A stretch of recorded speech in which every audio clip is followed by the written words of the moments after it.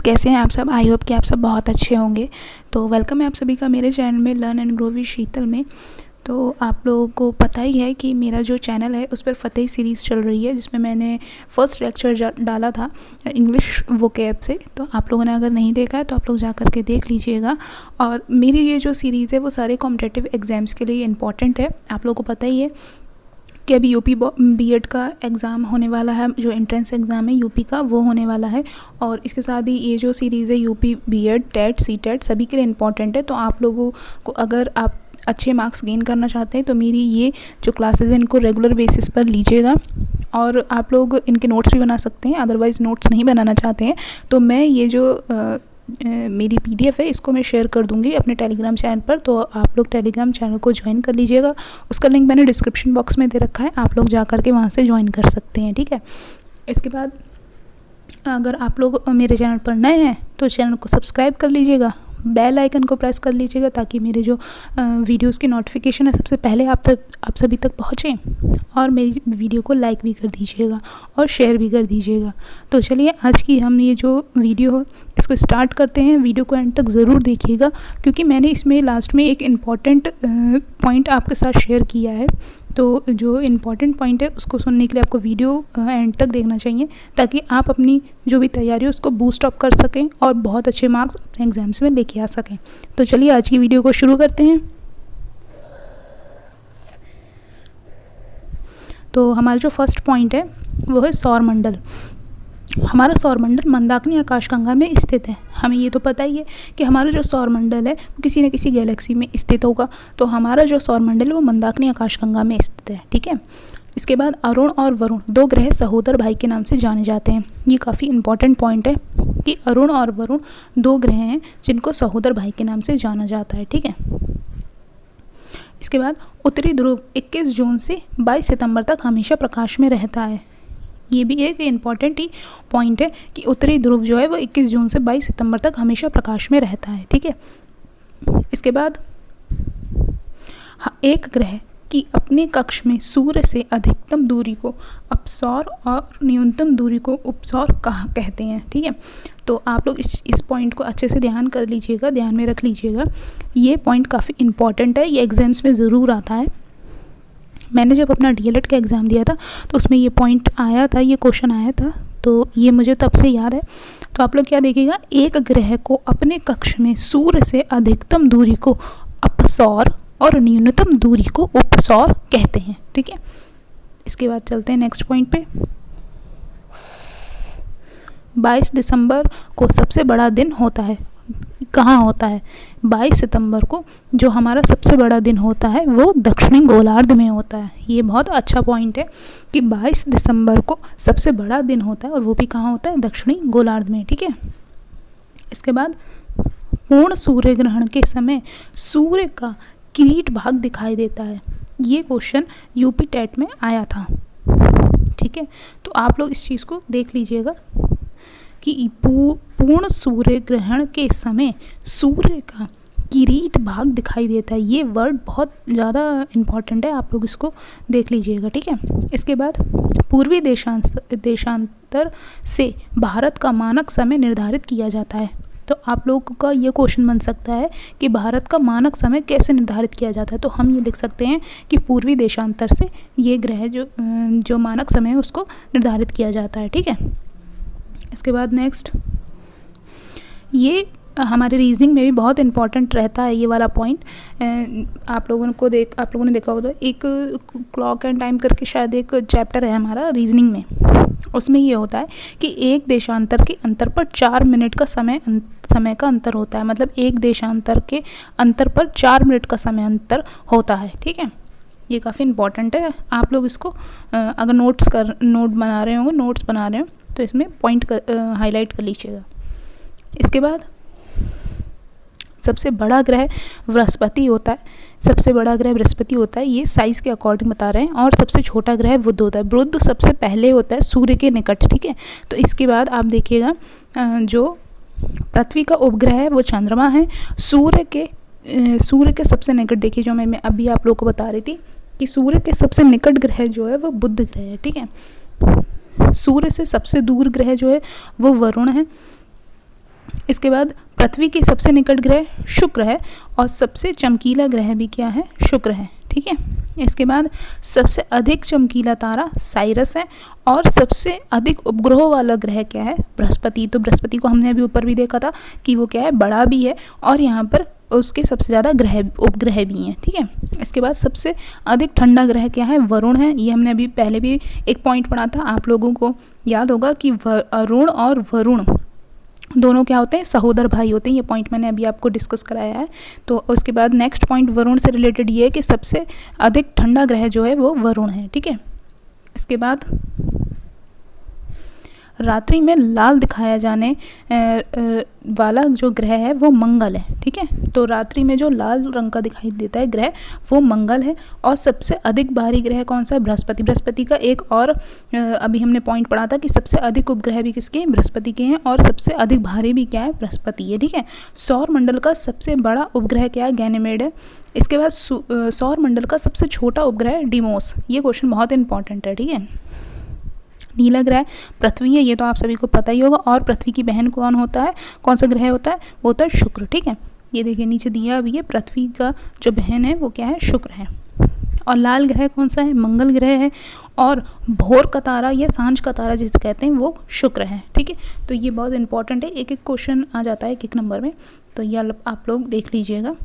और ऐसे ही क्वेश्चन आते हैं यूपी बीएड में, तो आप लोग ज़्यादा हेडेक मत लीजिएगा। इस तरीके से जो तैयारी है उसको आप रिवीज़न कीजिएगा ज़्यादा से ज़्यादा, और इस सीरीज़ को देख लेंगे तो आपका रिवीज़न बहुत अच्छे से हो जाएगा।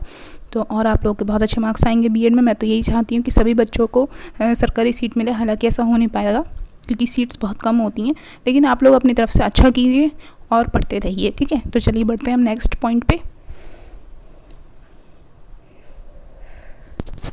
भूगोल का जनक यानी कि इसमें बताया है कि भूगोल का जनक कौन है, तो ये है हिकेटियस, ठीक है।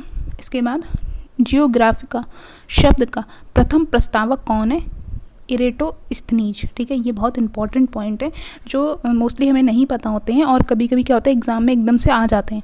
तो जब एकदम से ये क्वेश्चंस आते हैं ना तो हम लोग को एकदम से ये हो जाता है कि अरे अब ये तो हमने पढ़ा ही नहीं था। तो इसलिए हमें छोटी सी चीज़ों को भी ध्यान रख करके पढ़ते रहना है, ठीक है। और अगर अभी तक आप लोगों ने मेरे चैनल को सब्सक्राइब नहीं किया तो सब्सक्राइब कर लीजिएगा। ऐसे ही इंपॉर्टेंट पॉइंट्स मैं आप लोगों के साथ शेयर करती रहूँगी और ये सीरीज़ को ऐसे ही आगे बढ़ाती रहूँगी।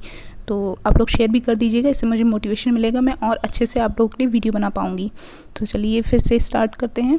भौगोलिक विश्वकोश का रचनाकार स्ट्रेबो है, ठीक है। भौगोलिक विश्वकोश का रचनाकार कौन है, स्ट्रेबो, ठीक है। इसके बाद भारत का भौतिक भूगोल का जनक पोलीडोनियम है, ठीक है। ये कुछ टफ लग रहा था मुझे वर्ड, पोलीडोनियम है, ठीक है। सांस्कृतिक भूगोल का जनक कौन है, ये है कार्ल ओ सावर, ठीक है, कार्ल ओ सावर। इसके बाद गणितीय भूगोल के संस्थापक कौन है, थेल्स एनेक्जीमेंडर, ठीक है। इतने ज़्यादा टफ नाम दे दिए हैं कि समझ में भी नहीं आ रहा है। इसके बाद है विश्व ग्लोब का निर्माता कौन है, मार्टिन बेहेम, ठीक है। इसके बाद विश्व मानचित्र के निर्माणकर्ता कौन है, एनेक्जीमेंडर ही यहाँ पर होंगे। गणितीय भूगोल के संस्थापक थेल्स और एनेक्जीमेंडर, ठीक है। और वर्तमान भूगोल का जनक कौन है, अलेक्जेंडर वॉन हेम्बोल्ट, ठीक है, अलेक्जेंडर वॉन हेम्बोल्ट। इसके बाद व्यवस्थित भूगोल के जनक कौन है, इरेटोस्थनीज, ठीक है, इरेटोस्थनीज। तो नेक्स्ट करते हैं अब हम। ब्रह्मांड से संबंधित अध्ययन को क्या कहते हैं, आप लोगों को पता होगा कि जो ब्रह्मांड से संबंधित अध्ययन है उसको कॉस्मोलॉजी कहते हैं, ठीक है, कॉस्मोलॉजी कहते हैं। इसके बाद ब्रह्मांड में लगातार प्रसार की घटना है बिग बैंग। तो आप लोग को पता होगा कि एक थ्योरी भी होती है बिग बैंग थ्योरी, मतलब कैसे हमारा जो ये सौर मंडल है ये बना था। तो कहते हैं कि बिग बैंग थ्योरी में यही बताया गया कि एक ब्लैक होल था, इससे रिलेटेड कुछ बातें हैं उनको बताया जाता है। तो वही चीज़ इसमें बताई गई है कि ब्रह्मांड में लगातार प्रसार की घटना जो हुई है वो बिग बैंग से हुई है। ठीक है, ब्रह्मांड की उत्पत्ति के संबंध में बिग बैंग सिद्धांत की संकल्पना दी है। ये किसने दी है? तो ये आप लोग जानते होंगे, जॉर्ज लेमेंडर ने। ठीक है, जॉर्ज लेमेंडर। इसके बाद ब्रह्मांड में विस्फोटी तारा को क्या कहते हैं? विस्फोटी तारा जो है इसको कहते हैं सुपरनोवा। ठीक है, विस्फोटी तारा को क्या कहते हैं? सुपरनोवा। इसके बाद ब्रह्मांड की आयु आंकी गई है किससे? 13 बिलियन वर्ष। मतलब ब्रह्मांड की जो आयु है वो 13 मिलियन वर्ष है। ठीक है, इसके बाद ब्रह्मांड का व्यास कितना है? 10 की घात 8 प्रकाश वर्ष। आप लोग को पता ही होगा कि जो हमारा ब्रह्मांड है उसका कोई ना कोई डायमीटर तो होगा ही, तो वो जो लगाया गया अंदाज़ा वो क्या है? 10 की घात 8 प्रकाश वर्ष है। ठीक है, इसके बाद विषुवत रेखा से ध्रुवों की ओर जाने पर ग्रीष्म काल में दिन की अवधि क्या होती है? बढ़ती है। आपको पता होगा कि एक हमारा इस तरीके से ये हमारी अर्थ है, इसमें ये एक विषुवत रेखा है, इसको 0 डिग्री बोलते हैं, तो इसी को क्या कहते हैं हम? विषुवत रेखा। ठीक है, क्या कहते हैं इसे? विषुवत रेखा। तो ये जो विषुवत रेखा है इसी के बारे में बताएं कि ग्रीष्म काल में ध्रुवों से, और यहाँ क्या होते हैं? ये ध्रुव होते हैं, ये 90 डिग्री के होते हैं। तो ये जो ध्रुव हैं इनसे ग्रीष्म काल में विषुवत रेखा से ध्रुवों की ओर, मतलब यहाँ से जब हम यहाँ जाएंगे तो इसको क्या बोलते हैं? तो ये क्या होता है? इसकी जो ग्रीष्म काल के दिनों की जो अवधि है वो क्या होती है? इंक्रीज होती है, मतलब बढ़ती है। ठीक है, इसके बाद सौर मंडल का सबसे छोटा उपग्रह डीमोस है। ये हमने प्रीवियस में भी पढ़ा था अभी कि सबसे छोटा उपग्रह क्या है? डीमोस है। ठीक है, एक वर्ष में प्रकाश द्वारा तय की गई दूरी को प्रकाश वर्ष कहते हैं। ये बहुत ज़्यादा इंपॉर्टेंट क्वेश्चन है। ये क्वेश्चन मैंने देखा था, पता नहीं कौन से एग्जाम में, क्योंकि मैं एग्ज़ाम भी रहती हूँ, तो मुझे पता नहीं कौन से एग्जाम में आया था, लेकिन ये क्वेश्चन आया था किसी न किसी एग्जाम में कि एक वर्ष में प्रकाश द्वारा तय की गई दूरी को प्रकाश वर्ष कहते हैं। ठीक है, इसके बाद खगोलीय दूरी का सबसे बड़ा मात्रक क्या है? पारसेक। ये भी क्वेश्चन बहुत इंपॉर्टेंट है। ये पता है छोटे छोटे क्वेश्चंस होते हैं लेकिन ये एग्जाम में आ जाते हैं, तो हमें क्या करना है? जो बेसिक्स हैं हमारे, जो बेसिक क्वेश्चंस हैं उनको बिल्कुल गलत नहीं करना है, क्योंकि अगर आपने उनको गलत कर दिया तो अगला व्यक्ति तो उसको ठीक कर रहा है ना, तो इसीलिए इन चीज़ों का रिवीजन बहुत ज़रूरी है। तो रिवीजन करते रहिएगा, और मैं आपको इसी में हेल्प कर रही हूँ ताकि आप लोग के क्वेश्चंस बिल्कुल गलत ना हो। जो बेसिक्स हैं वो बिल्कुल कन्फर्म रहें उसके क्वेश्चंस। हमेशा ऐसा नहीं होता कि सारा ही पेपर टफ आ रहा है, नहीं, कुछ क्वेश्चंस टफ होते हैं। पेपर हमेशा 3 पार्ट में बनता है, कुछ जो सभी बच्चे कर लें इतना, फिर उसके बाद थोड़े अच्छे बच्चे जो होते हैं वो कर लें, और उसके बाद जो टॉपर्स होते हैं, तो इस हिसाब से पेपर बनता है। तो आप लोग क्या कीजिएगा, जितना हम कर सकते हैं अच्छा उतना तो हम कर ही लें, ऐसा हम तैयारी कर सकते हैं। इसके बाद नेक्स्ट है, एक पारसेक बराबर 3.26 प्रकाश वर्ष होता है। ठीक है, तो एक पारसेक की क्या वैल्यू होगी? 3.26 प्रकाश वर्ष। ठीक है, इसके बाद एक प्रकाश वर्ष बराबर है 9.46 इंटू 10⁻12 किलोमीटर। ठीक है, ये आप लोग देख सकते हैं कि एक प्रकाश वर्ष की जो वैल्यू होती है वो कितनी होती है? 9.6 इंटू 10⁻11 किलोमीटर। ठीक है, इसके बाद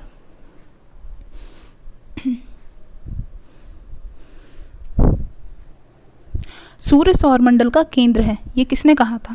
तो ये आप लोगों को पता है, जब हम 12th वगैरह की बुक्स में पढ़ते हैं, 10th में भी है शायद, तो इसमें ये दे रखा है। और सूर्य सौर मंडल का केंद्र है, ये किसने कहा था? केपलर ने। केपलर के कुछ नियम भी हैं, तो आप लोग को यही याद रखना है कि जो सूर्य सौर मंडल का केंद्र है ये किसने कहा था? केपलर ने। ठीक है, पृथ्वी गोल है कहने वाला पहला विद्वान था पाइथागोरस।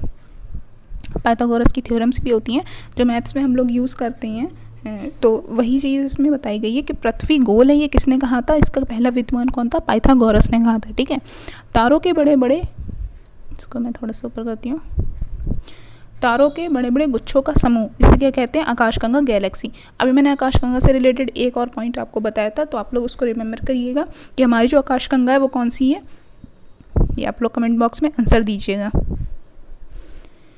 इसके बाद आकाशगंगा की आकृति कैसी है? तो हमारी जो आकाशगंगा है उसकी जो आकृति है सर्पलाकार है, मतलब सांप जैसी आकृति में है। ठीक है। तारामंडल की कुल संख्या कितनी है? तारामंडल की कुल संख्या कितनी है? 89। ठीक है। इसके बाद सबसे बड़ा तारामंडल कौन सा है? हाइड्रा। ठीक है। सबसे बड़ा तारामंडल कौन सा है? हाइड्रा। इसके बाद सबसे चमकीला तारामंडल कौन सा है? सेंटोरस। ठीक है। कौन सा है? सेंटोरस। आकाशगंगा की निकटतम मंदाकिनी देवयानी है। ठीक है। आकाशगंगा की जो सबसे निकटतम, हमारी आकाशगंगा जो है उससे जो सबसे निकटतम जो मंदाकिनी है वो देवयानी है। इसके बाद पृथ्वी तथा सौरमंडल जिस आकाशगंगा में स्थित है वह क्या कहलाता है? दुग्ध मेखला। ठीक है। जो हमारा पृथ्वी तथा सौरमंडल जिस भी आकाशगंगा में हमारे स्थित है वो क्या है? दुग्ध मेखला, मतलब मिल्की वे। अब इसके बाद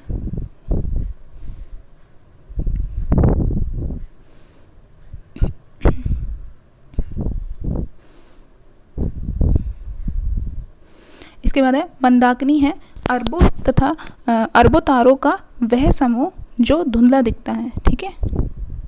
मिल्की वे क्या है? मंदाकिनी क्या है? अरबों तारों का वह समूह जो धुंधला दिखता है। ठीक है। दुग्ध मेखला क्या है? एक मंदाकिनी है। दुग्ध मेखला क्या है? मंदाकिनी। मिल्की वे क्या है? एक मंदाकिनी है। ठीक है। नवीनतम ज्ञात मंदाकिनी का क्या नाम है? तो नवीनतम जो मंदाकिनी उसका नाम है ड्वार्फ मंदाकिनी। ठीक है। इसके बाद पल्सर है तेजी से घूमने वाले तारे। पल्सर एक बाइक भी आती है, तो हो सकता है उसका नाम इसी पे पता हो, मुझे भी नहीं पता था इसका मीनिंग, चलो आज पता चल गया। तो ये क्या है? तेजी से घूमने वाले तारे। ठीक है। इसके बाद आकाशगंगा मंदाकिनी को सर्वप्रथम किसने देखा था? गैलीलियो ने। ठीक है। ये भी इम्पोर्टेंट क्वेश्चन बन जाता है। इसके बाद हम पहले इधर पढ़ते हैं।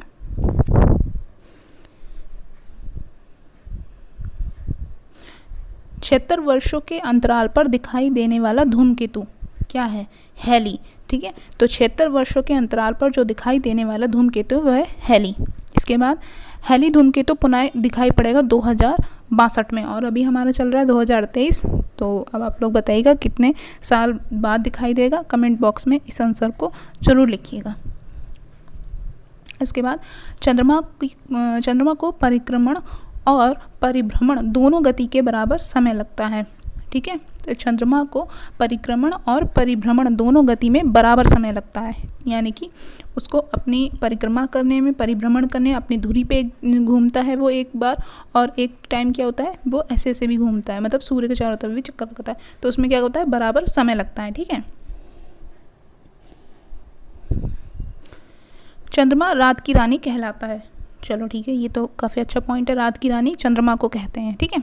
इसके बाद सौर मंडल के बड़े उपग्रहों में से एक जो है टाइटन, शनि का उपग्रह है। ये भी बहुत इंपॉर्टेंट है कि जो टाइटन है ये शनि का उपग्रह है। ठीक है। इसके बाद सी ऑफ ट्रैंक्विलिटी चंद्रमा पर है। सी ऑफ ट्रैंक्विलिटी कहाँ है? चंद्रमा पर। ठीक है। पृथ्वी पर दिन रात की अवधि समान होती है, ये कहाँ होती है? तो भूमध्य रेखा पर। ये मैंने अभी आपको बताया था कि इस तरीके से ये जो होती है विषुवत रेखा, भूमध्य रेखा, यही होती है 0 डिग्री।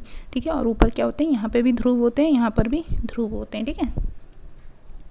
इसके बाद शनि ग्रह के चारों ओर पाए जाने वाले वलयों की संख्या कितनी है? 10। तो आप लोगों को पता है कि एक ऐसे करके शनि होता है, उसके ऐसे करके जो वो होते हैं वलय, इस तरीके से वो कितनी है? उनकी संख्या कितनी है? 10। ठीक है। पार्थिव ग्रहों की संख्या कितनी है? 4। तो पार्थिव ग्रह कितने हो गए हमारे? 4। ठीक है। इसके बाद ब्लू मून परिघटना होती है। ब्लू मून आप लोगों ने देखा होगा कि जो ब्लू मून होता है उस दिन क्या होता है कि बिल्कुल ही आसमान में बहुत सुंदर चंद्रमा दिखता है। तो ये जो परिघटना होती है ये कब होती है? ये इसमें दिया गया है जब एक ही माह में 2 पूर्णिमा होती हैं। तो जब एक ही माह में 2 पूर्णिमा होती हैं तब ये ब्लू मून की घटना होती है, और ये बहुत सुंदर लगता है। ठीक है, देखने में। इसके बाद मीथेन गैस की उपस्थिति के कारण वरुण ग्रह हरे रंग का दिखाई देता है। तो ये भी काफ़ी इंपॉर्टेंट पॉइंट है कि मीथेन गैस की उपस्थिति के कारण जो वरुण ग्रह है वह हरे रंग का दिखाई देता है। ठीक है। कौन से रंग का दिखाई देता है? हरे रंग का। इसके बाद दक्षिणी गोलार्ध में सबसे लंबा दिन 22 सितंबर का होता है। ये भी काफ़ी इंपॉर्टेंट पॉइंट है कि दक्षिणी गोलार्ध में सबसे लंबा दिन कब होता है? 22 सितंबर को होता है। ठीक है। फिर क्या है, इक्विनॉक्स तिथि, ये कौन सी तिथि होती है, दिन और रात समान अवधि के होते हैं। अच्छा जी, ये जो तिथि होती है उस दिन क्या होता है, दिन और रात जो होते हैं वो दोनों क्या होते हैं, समान अवधि के होते हैं। ठीक है, इसके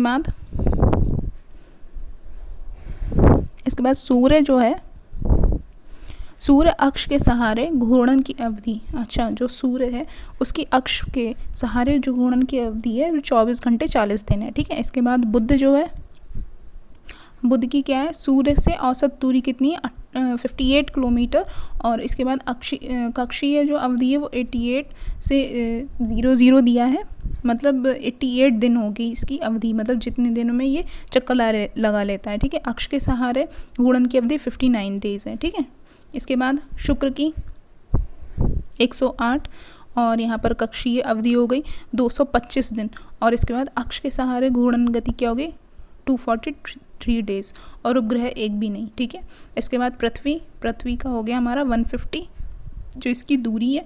इसके बाद कक्षीय अवधि हो गई 365 से 25 दिन, तो ये हो गई, और इसके बाद अक्ष के सहारे जो अवधि है वो 23 घंटे 56 डेज है, और इसके बाद एक जो क्या है इसका उपग्रह, वो आपको अभी मैंने भी बताया था, चंद्रमा। ठीक है, इसके बाद जो मंगल है, मंगल की 288। ठीक है, मंगल को इंग्लिश में मार्स कहते हैं, पृथ्वी को अर्थ कहते हैं, शुक्र को वीनस कहते हैं, बुध को मरकरी, और सूर्य को तो पता ही सबको सन कहते हैं। ठीक है, इसके बाद तो और मंगल की जो कक्षीय अवधि है वो है 88 वर्ष, और इसके बाद इसका जो अक्ष के सहारे घूर्णन की अवधि है वो हो गई 24 घंटे 37 मिनट, और उपग्रह की संख्या हो गई 2। ठीक है, इसके बाद बृहस्पति की 779, और इसके बाद हो गई कक्षीय अवधि 11 to 86 ईयर्स, और कक्ष के सहारे घूर्णन की अवधि हो गई 9 घंटे 56 मिनट, और इसके जो उपग्रह हैं वो हैं 61, मतलब सबसे ज़्यादा इसी के हैं, ये भी मैंने पहले बताया था आपको। और इसके बाद सैटर्न के हो गए 4000 नहीं, ये हुए 1434, और इसके बाद कक्षीय अवधि हो गई 29 से 50 वर्ष, और इसके बाद 10 घंटे 37 मिनट, और इसके बाद उपग्रहों की संख्या हो गई 31, और अरुण के हो गए 2873, और इसके बाद 84 वर्ष, और इसके बाद ये हो गया उसका अक्ष के सहारे 17 घंटे 14 मिनट, और इसके बाद उपग्रह हो गए इसके 21। तो पता है सबसे ज़्यादा इंपॉर्टेंट इसमें क्या चीज़ है, इसमें सबसे ज़्यादा इंपॉर्टेंट है आपके ये जो पॉइंट्स हैं कि मतलब उपग्रह कितने हैं।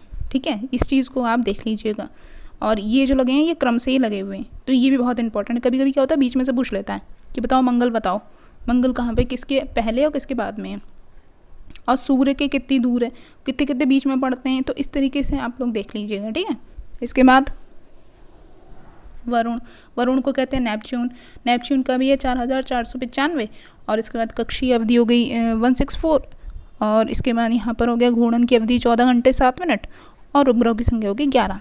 ठीक है, इसके बाद जो है भू आकृति, तो भू आकृति क्या है, पृथ्वी के केंद्र में पाया जाने वाला चुंबकीय पदार्थ, इसको क्या कहते हैं, निकेल। ठीक है, इसके बाद पेडिमेंट निर्माण संबंधित है, पेडिमेंट निर्माण संबंधित किससे, नदी क्रिया से। ठीक है,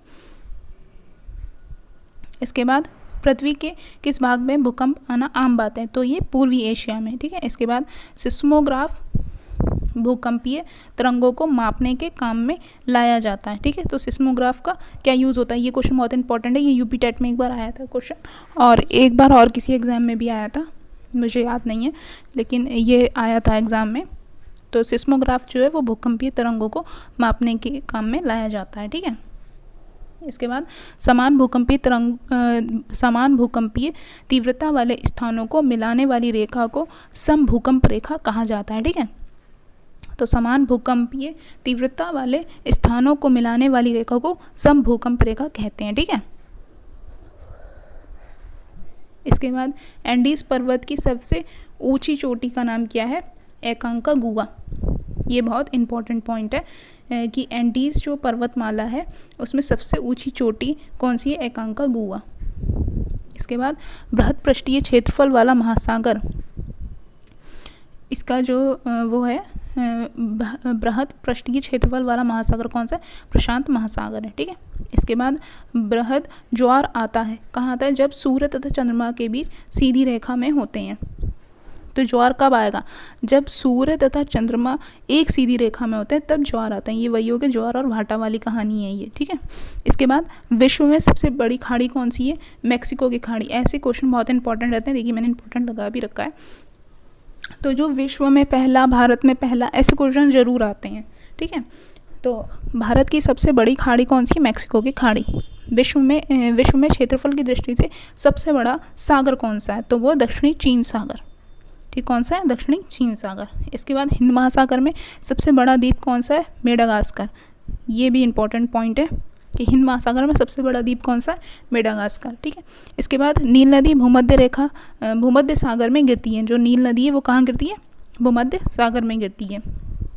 इसके बाद लंदन टेम्स नदी के किनारे स्थित है। तो लंदन कहाँ स्थित है? टेम्स नदी के किनारे। ठीक है, इसके बाद विश्व की सबसे तेज बहने वाली महासागरीय जलधारा कौन सी है? Gulf stream. ये क्वेश्चन बहुत ज़्यादा इंपॉर्टेंट है। इस क्वेश्चन को मतलब बहुत क्वेश्चन जो होते हैं कभी कभी घुमा के भी दे दिया जाता है, लेकिन ये वाला क्वेश्चन आप लोग ज़रूर इस पर इंपॉर्टेंट लगाएगा कि विश्व में सबसे तेज़ जो बहने वाली धारा है वो महासागरीय जलधारा है। तो ठीक है फ्रेंड्स, तो आप लोग बताइएगा कि आज की क्लास मेरी कैसी लगी आप लोगों को, और आप लोग ऐसे ही मेरे साथ रहिएगा, मेरे चैनल को सब्सक्राइब करिएगा, शेयर कीजिएगा, और अगर आप लोग को वीडियो पसंद आई तो लाइक ज़रूर कीजिएगा। तो मैंने आप लोग को बताया था कि मैं लास्ट में आपको एक इम्पॉर्टेंट पॉइंट बताऊंगी। तो जो इम्पॉर्टेंट पॉइंट ये है कि मेरा जो चैनल है इस पर आप लोगों को डिस्क्रिप्शन बॉक्स में एक कोड मिलेगा। अगर आप लोग टेक्स्ट बुक से कोई भी चीज़ परचेज़ करते हैं तो उस पर आप लोग को 10% का ऑफ़ मिल जाएगा।